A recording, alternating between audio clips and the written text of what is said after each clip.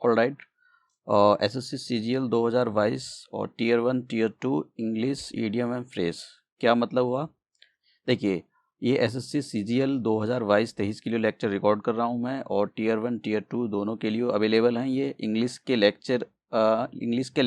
के अंदर एक इंग्लिश के सिलेबस के अंदर एक सब टॉपिक है इडियम एंड फ्रेज में। अभी आपको नेक्स्ट स्लाइड के अंदर दिखा देता हूं। तो हम ये आज हमारा उसका लेक्चर 1 होगा। जैसे कि आप देख सकते हो कि ये टीयर 1 है और टीयर 1 का इंग्लिश का सिलेबस है। तो आप देख सकते हो कि कैंडिडेट इसके सिलेबस के बारे में क्या बोला गया है एसएससी की साइड से। Candidate's ability to understand the correct English and his basic comprehension and writing ability etcetera would be tested. देखिए, आपके पास ये छोटी सी बात इन्होंने यहाँ पर लिख दी है। अगर हम टीयर 2 के इंग्लिश के सिलेबस की बात करें तो टीयर 2 के अंदर ये लिखा हुआ है, और आप इस सब को देखिए, वोकैब पूछी जाएंगी, ग्रामर पूछी जाएगी, सेंटेंस स्ट्रक्चर आपसे पूछे जाएंगे, सिनोनियम एंटोनियम्स, ये सारी चीज़ें पूछी जाएंगी। और हम जो लेक्चर कर रहे हैं वो ईडियम एंड फ्रेज का आज हमारा फर्स्ट लेक्चर होगा, वन वर्ड सब्स्टिट्यूशंस के। मैं लेक्चर आपको 7-8 लेक्चर डाल चुका हूँ मैं, और भी लेक्चर आ जाएंगे। ठीक है, तो अब देखते हैं हम कि एसएससी सीजीएल ने जो सिलेबस को चेंज किया है, और सिलेबस चेंज कर दिया है, पैटर्न एग्ज़ाम का पैटर्न चेंज कर दिया, थोड़ा सा उसके बारे में भी देख लेते हैं। जैसे कि आपको पता है कि एसएससी 2 टीयर के अंदर एग्ज़ाम कंडक्ट कराता है। जो फर्स्ट ईयर का पैटर्न होगा वो सेम होगा, कोई सिलेबस में चेंज नहीं होगा। टीयर 1 के अंदर general intelligence and the reasoning पूछी जाती है, 25 क्वेश्चन आते हैं, 50 मार्क्स के अंदर आते हैं। देखिए, ये वाला जो सेक्शन होगा, अब ये टीयर 2 के अंदर भी पूछा जाएगा आपका। ठीक है, तो ये टीयर 2 के अंदर भी आएगा। जनरल अवेयरनेस के 25 क्वेश्चन आएंगे, और 50 मार्क्स के ये सेक्शन भी अब आपका टीयर 2 के अंदर पूछा जाएगा। ठीक है, तो 2 सेक्शन ऐसे कर दिए कि ये पूछे ही जाने वाले, पहले नहीं आते थे टीयर 2 के अंदर, लेकिन अब ये भी आने लग गए हैं इस साल से। क्वांटिटिव एप्टीट्यूड के 25 क्वेश्चन 50 मार्क्स के, इंग्लिश कम्प्रीहेंशन के 25 क्वेश्चन 50 मार्क्स के, टाइम आपको 1 घंटा मिलेगा। टीयर 1 का सिलेबस। अब जो टीयर 1 का एग्ज़ाम था उसके अंदर क्या पैटर्न था। टीयर 2 के बारे में देखते हैं हम। टीयर 2 के बारे में हम पेपर 1 के बारे में देखते हैं। देखिए, पेपर 1 के अंदर आपके 2 सेशन होंगे, सेशन 1 और सेशन 2। सेशन 1 को इन्होंने क्लासीफाइड कर दिया, सेक्शन 1, सेक्शन 2, सेक्शन 3। सेक्शन 1 के अंदर मैथमेटिक्स के क्वेश्चन आएंगे, रीजनिंग एंड जनरल इंटेलिजेंस के क्वेश्चन आएंगे। मैथमेटिक्स के 30 क्वेश्चन आएंगे, रीजनिंग और इंटेलिजेंस के यहाँ पर 30 क्वेश्चन आएंगे। देखिए, इन दोनों का वेटेज इक्वल कर दिया है, 30-30 का। पहला रीजनिंग नहीं आती थी, लेकिन अब रीजनिंग भी डाल दी है। तो देखिए, टोटल क्वेश्चन 60 हो जाएंगे, और एक क्वेश्चन 1 मार्क्स का होगा। यानी अगर आप एक क्वेश्चन ठीक करते हो तो आपको 1 मार्क्स मिल जाएगा। इसका मतलब ये हुआ कि टोटल 60 क्वेश्चन थे, 60 को वहाँ 3 से मल्टीप्लाई कर दो तो टोटल हो जाएगा 180 मार्क्स का। उसके बाद आते हैं हम सेकंड सेक्शन पर। सेकंड सेक्शन के अंदर आपका क्या आएगा? देखिए, इंग्लिश आएगी और जनरल अवेयरनेस आएगी। जनरल अवेयरनेस ये जो टॉपिक है ये अभी डाला गया है इसी साल से, 2022 से, और ये पहले नहीं आता था। पहले इंग्लिश आती थी। अब देखते हैं कि इंग्लिश के 45 क्वेश्चन आएंगे, और जो जनरल अवेयरनेस होगी उसके 25 क्वेश्चन आएंगे। टोटल 70 क्वेश्चन हो जाएंगे। अगर एक क्वेश्चन 3 मार्क्स का है तो 3 से मल्टीप्लाई कीजिए और आपको 210 मार्क्स का बैठ हो जाएगा। इसका मतलब ये हुआ कि जो आपके पास सेक्शन 1 है उसका वेटेज थोड़ा कम कर दिया है 180, और जो सेक्शन सेकंड है उसका वेटेज थोड़ा बढ़ा दिया है 210 का। उसके बाद में सेक्शन 3 होएगा। सेक्शन 3 के अंदर आपके पास कंप्यूटर नॉलेज, मतलब कंप्यूटर से रिलेटेड क्वेश्चन पूछे जाएंगे। ये 20 क्वेश्चन होंगे, और एक क्वेश्चन 3 मार्क्स का होगा। इसका मतलब ये हुआ कि 20 को आप 3 से मल्टीप्लाई किए तो आंसर आ जाएगा 60। तो इसके लिए आपको 15 मिनट अलग से मिलेंगे। 1 घंटा इसके लिए मिलेगा आपको, और 1 आवर इस सेक्शन के लिए मिलेगा, ये सेक्शन सेकंड के लिए। ठीक है, तो 1 आवर इसके लिए मिल जाएगा। इन दोनों के लिए 2 आवर हो गए, और इसके लिए अलग, और इसके लिए आपको ये वाला जो सेक्शन होगा सेक्शन 3, इसके लिए आपको 15 मिनट अलग से मिलेंगे। सेक्शन सेकंड का जो सेशन होएगा इसके अंदर डेटा एंट्री वाला, इसके लिए आपको अलग से 15 मिनट मिल जाएंगे आपको। तो इस पैटर्न में आपका एग्ज़ाम होएगा। तो चलते हम। अब देखिए, जैसे मैं आपको बता रहा हूँ कि ये हमारा ईडियम एंड फ्रेज का फर्स्ट लेक्चर होगा, तो अब हम अपना लेक्चर स्टार्ट करते हैं। देखिए, क्वेश्चन इसका मतलब क्या होता है? इसका मतलब ये होता है कि कुछ group of the word given होता है आपको, और उसका मतलब कुछ अलग ही होता है नॉर्मल चीज़ से। तो हमको उसका मीन पहचानना होता है, क्या मीनिंग है उसका, और जो भी आपको 4 ऑप्शन होते हैं, सही ऑप्शन को आइडेंटिफाई करना होता है। इस टाइप से क्वेश्चन आपके पूछे जाते हैं। जैसा आपको पूछा जाएगा, लेबर अंडर द डिल्यूजन और इल्यूजन या मिस एप्रीहेंशन इसका मतलब ये होता है आपको 4 ऑप्शन दिए जाएंगे, 4 ऑप्शन से कहीं ना कहीं they too wrongly believe that something is true. तो इस देखिए ये पूरा ये सेंटेंस ऐसे नहीं लिखा हुआ आएगा, ये थोड़ा सा वो अपने जो सेंटेंस है उसमें फ्रेम करेंगे, तो आपको उसका मतलब समझना है। देखिए इसका मतलब क्या होगा, इसका मतलब ये हुआ कि किसी भी चीज़ में गलत विश्वास करना। गलत विश्वास करने का मतलब मैं आपको एक एग्जांपल दे देता हूँ। जैसे एक एग्जांपल हम उसके थ्रू एग्जांपल लेते हैं कि at the time I was still living under the delusion that project might be success. इसका मतलब ये हुआ कि आपको कोई प्रोजेक्ट मिला हुआ था, आप उस प्रोजेक्ट पर काम कर रहे होते और आप ये सोच रहे थे कि इस प्रोजेक्ट में आपको सक्सेस मिलेगी, ये प्रोजेक्ट सक्सेस हो जाएगा, लेकिन आपका गलत विश्वास था, आप उसमें गलत बिलीव कर रहे थे। प्रोजेक्ट किसी वजह से फेल हो गया, तो इसका मतलब हुआ किसी चीज़ में मतलब एक रॉन्गली बिलीव कर लेना, किसी कोई भी चीज़ है, बस किसी भी चीज़ में एक टाइप का आंख बीच का विश्वास कर लेना कि ये चीज़ बिल्कुल सही है। कभी कभी ये क्या होता है कि कुछ बच्चे ऐसे होते हैं कि एग्जाम का क्वेश्चन लिख के आते हैं और वो अपनी बात पर अड़े रहते हैं कि नहीं हम ठीक कर गए, तो वो लेकिन क्वेश्चन वो गलत करके आए होते हैं, लेकिन अपनी बात पर गलत चीज़ पर अड़े हुए हैं। मतलब किसी भी गलत चीज़ में विश्वास करना, अड़े रहना किसी भी गलत चीज़ में कि भाई ये हम ठीक है। तो इस टाइप से आपको 4 ऑप्शन दिए जाएंगे और 3 ऑप्शन बिल्कुल एकदम डिफरेंट मीनिंग कैरी कर रहे होंगे, तो आपको उनको 3 को छोड़ देना है, जो सही है उसको आपको टिक करना है। फिर है have the patience of a saint. ये ऐसे भी आ सकता है कि have the patience of a saint, और ऐसे भी आ सकता है ये कि have the patience of Job, ये भी आ सकता है। ये अ सेंट हटा दिया जाएगा, केवल आपसे बोला जाएगा the have the patience of Job, ये भी पूछा जा सकता है। इसका मतलब ये होता है कि बहुत ज़्यादा पेशेंस होना, बहुत ही ज़्यादा पेशेंस होना है। ठीक है, जैसे example, a teacher with the patience of a saint, मतलब एक टीचर ऐसा जिसमें बहुत ज़्यादा पेशेंस है। देखिए मैं आपको एक सबसे अच्छा एग्जाम्पल बताता हूँ कि लाइफ्स के अंदर अप्स एंड डाउन चलते रहते हैं। हमारी जो लाइफ है वो इस टाइप की चलती है, वेव्स की चलती है। तो हम हमेशा इस लाइफ को एक्सेप्ट करते हैं जो हमेशा खुशी होती है, जिसमें पैसे होते हैं, इस लाइफ के पहलू को एक्सेप्ट करते हैं जिसमें हमारे सब कुछ खुश खुश होता है। लेकिन जैसे ही हमारी लाइफ का ये फेज आता है तो हम रोना धोना शुरू कर देते हैं। देखिए तो हम क्या करते हैं, लेकिन जो पेशेंस वाले, जो अच्छे, जो बहादुर लोग होते हैं, जो एकदम जो अच्छे लोग होते हैं, जिनको पता होता है कि लाइफ में अप्स एंड डाउन आते हैं, वो इस फेज़ में भी, ये जो डाउन्स वाला फेज़ आया इसके अंदर भी पेशेंस बना कर रखते हैं बहुत ज़्यादा। ठीक है, तो मतलब have the patience of a saint का मतलब होता है बहुत ज़्यादा पेशेंस रखना, या एक ऐसा पर्सन जो बहुत ज़्यादा पेशेंस रखता हो। ठीक है, नेक्स्ट हमारे पास क्या है, at one wits at one's wits end. इसका मतलब ये होता है कि कन्फ्यूज़न, मतलब किसी भी चीज़ में बहुत ज़्यादा कन्फ्यूज होना। सपोज करो कि आप कहीं जा रहे थे, मैं आपको एक ऐसी एग्जांपल बता देता हूँ कि आप कहीं जा रहे थे और अचानक से आपका एक्सीडेंट हो गया, और आप जिस व्हीकल में जा रहे थे उस व्हीकल में ज़्यादा डैमेज हो गया।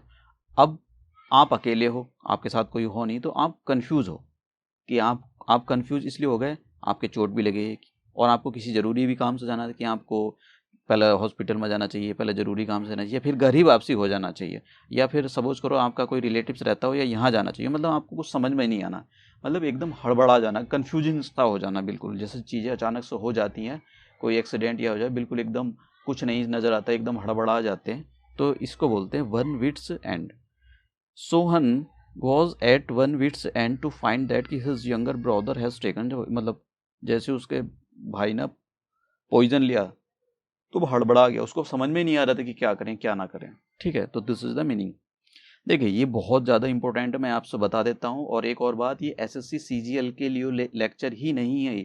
कभी आप सोच रहे हो कि एसएससी सीजीएल के लिए ही लेक्चर है ये, जितने भी आपके दिल्ली पुलिस हो गए, दिल्ली एसआई हो गए, जितने भी ऑल इंडिया एग्जाम होते हैं जहाँ पर ग्रामर का पोर्शन पूछा जाता है, ये सब के लिए अवेलेबल है, मतलब सभी लोग इसका बेनिफिट उठा सकते हैं। नेक्स्ट चलते हैं, at one beck and call. इसका मतलब ये होता है कि इशारों पर नाचने वाला। जैसे कभी कुछ लोग जो होते हैं वो बेचारे काफ़ी मतलब पुअर होते हैं।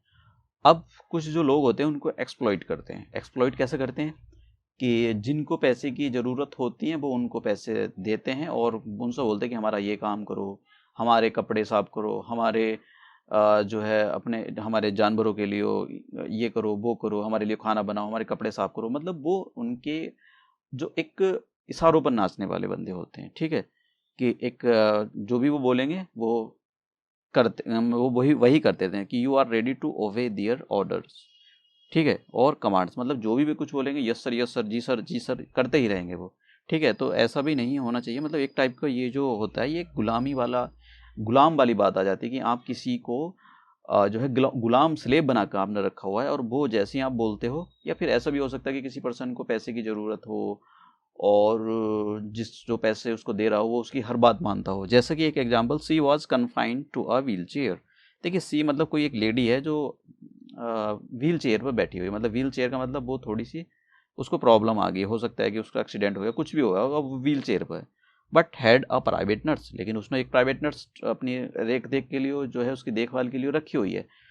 At her back and call, मतलब जब भी वो ये जो व्हील चेयर पर बैठी हुई लेडी है, ये जब भी उसको कॉल लगाएगी प्राइवेट नर्स को कि चलो मुझको पानी दे दो, मुझको खाना दे दो, मुझको वॉशरूम कराओ, मुझको नहाना है, मुझको ये करना है, मुझको वो करना है, मुझको टीवी देखना है, तो इस इन सारी चीज़ों के लिए उसने एक नर्स रखी हुई है प्राइवेट। तो इसी को बोला जाता है जो एकदम आपने जैसी आवाज़ रही तुरंत आपकी आवाज़ को, मतलब उसको ऑर्डर को मान लेना।